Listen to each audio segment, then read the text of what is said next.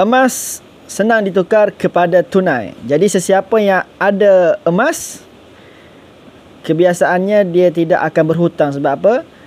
Duit ada pada diri dia. Assalamualaikum warahmatullahi wabarakatuh. Saya Muhammad Amirullah bin Muhammad Zuki, merupakan artis dealer di bawah bimbingan Tuan Muhammad Zulkifli Syafi'i, pengarang buku Wang Emas Bertahan Ketika Gawat. Jadi sesiapa yang nak pandai berkaitan dengan emas, nak tahu detail berkaitan simpanan emas, kepentingan emas, sila baca buku yang ditulis oleh mentor saya. Jadi malam ini saya berkongsi, sambung perkongsian pada muka surat 24 buku Wang Emas Bertahan Ketika Gawat, iaitu poin yang kedua, emas senang ditukar kepada tunai. Jadi tuan-tuan yang dimuliakan oleh Allah SWT, sesiapa yang ada emas di dalam simpanan dia, dia tidak perlu buat personal loan. Dia tak perlu berhutang dengan orang. Sebab apa? Sebab dia dah ada emas pada tangan dia. Jadi bila-bila masa dia perlu kepada duit, dia boleh jual ataupun pajak emas ini untuk dapatkan tunai segera. Jadi apa yang dikongsikan oleh Tuan Muhammad Zulkifli Syafi'i, dia bagi tahu apa? Emas juga adalah tunai. Emas juga adalah tunai, cuma dalam bentuk yang berbeza. Emas adalah aset fizikal yang paling mudah dicairkan. Aset fizikal ni kebiasaannya kita ada tiga, rumah, tanah dan juga emas. Jadi rumah dengan tanah ni kalau kita nak cairkan dia memakan masa. Paling cepat pun 4 bulan ataupun 6 bulan, dan ada sesetengah rumah ni kalau hartanah jenis lelong mungkin boleh pergi kepada 2 tahun, 3 tahun. Jadi sangat-sangat susah untuk dicairkan. Berbeza dengan emas.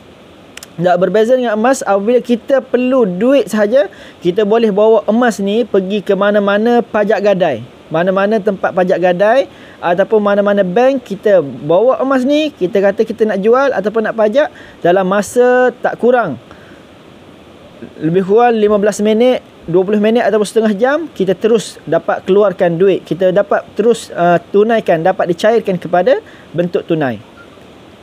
Dan apa lagi yang diberitahu oleh Tuan Muhammad Zulkifli Syafi'i, emas adalah aset fizikal yang paling mudah dicairkan.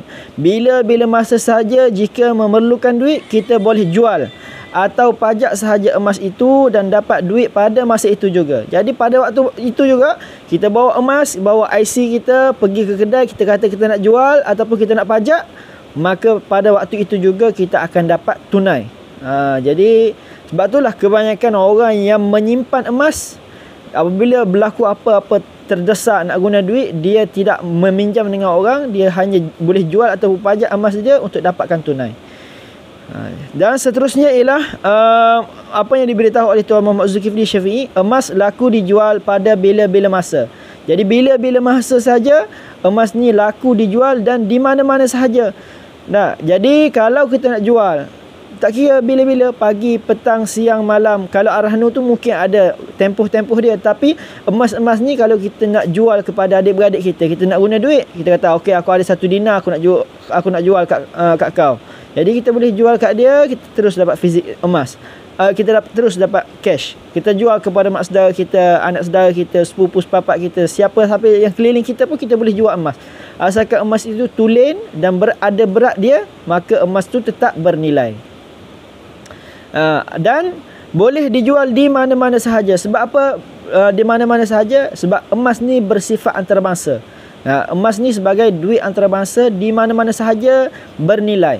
Sebab tu kenapa emas ni duit antarabangsa? Kalau kita tengok setiap negara ni dia ada duit sendiri. Malaysia ada ringgit Malaysia. Arab dia ada rial dia. Indonesia ada rupiah. Thailand ada baht.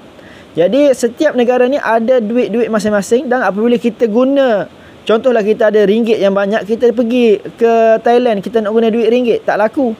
Kalau kita guna ringgit ni pergi ke Indonesia, tak laku. Sebab apa? Duit ni hanya tertentu, hanya sah dipergunakan pada negara-negara tertentu sahaja, negara dia sahaja. Adapun emas, dia ni sah laku di mana-mana sahaja. Kita pergi mana-mana negara, kita bawa emas, asalkan emas ni emas yang tulen. Dan kita pergi ke Thailand laku, kita pergi ke Indonesia laku, kita pergi Rusia laku, kita pergi Jepun laku, kita pergi Amerika laku, kita pergi Switzerland laku, kita pergi Sweden laku, kita pergi Afrika laku. Semua negara laku asalkan emas ni emas yang tulen.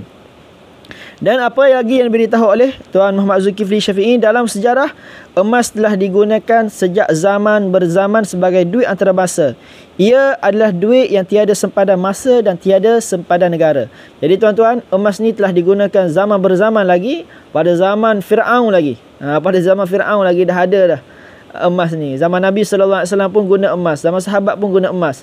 Jadi waktu sebelum-sebelum ni 200-300 tahun sebelum ni pun guna emas. Jadi duit ni hanya baru digunakan dalam 200 tahun sahaja.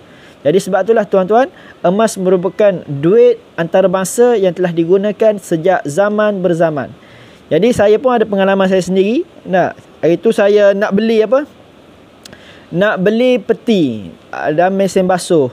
Jadi nak beli peti dan mesin basuh, mak saudara saya jual.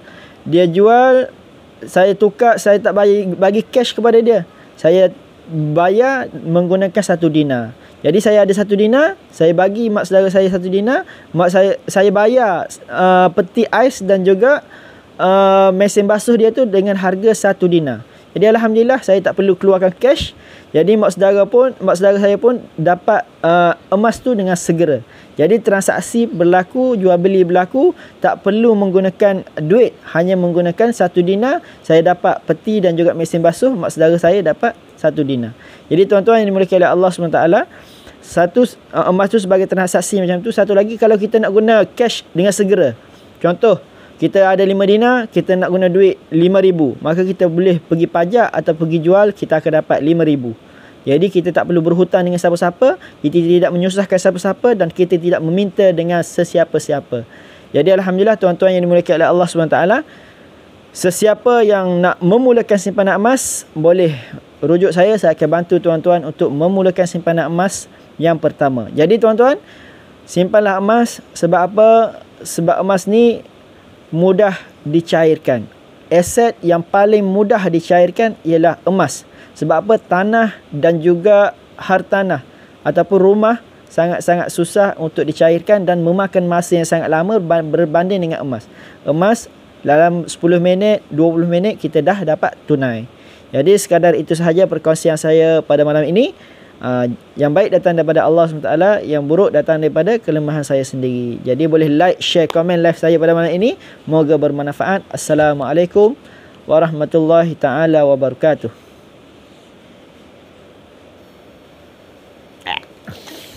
Boleh minta itu?